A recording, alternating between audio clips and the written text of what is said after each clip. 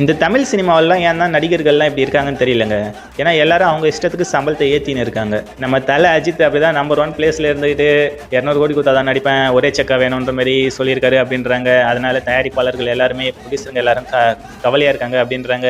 இப்போ நம்ம நடிகர் தனுஷ், இவர் வந்து 30 கோடி சம்பளத்தில் தான் இது வரைக்கும் ஒர்க் பண்ணிட்டு இருந்திருக்காரு எல்லா மூவிக்குமே. இப்போ அவர் 50 கோடியாக உயர்த்திருக்காராம் சம்பளத்தை. இதில் என்ன ஒரு பெரிய விஷயம்னு பார்த்தீங்கன்னா, இந்த 50 கோடி சம்பளத்துக்கு தனுஷ்க்கு ஹிந்தி படங்கள் நிறையா ப்ரொடியூசருங்க ஓகே சொல்கிறாங்களாம். ஹிந்தியில் பாலிவுட்டில் இருக்கிற ப்ரொடியூசருங்க எல்லாருமே 50 கோடிக்கு ஓகே சொல்லியிருக்காங்க. ஆனால் நம்ம தமிழில் கோலிவுட்டில் வந்து 50 கோடிக்கு யோசிக்கிறாங்க.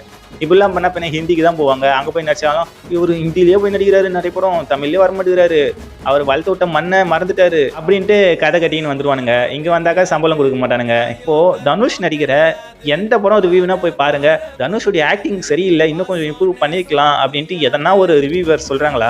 அந்த அளவுக்கு ஒரு நடிப்பு திறமை இருக்கிறவனுக்கு சம்பளம் அதிகமாக கொடுத்தா என்ன?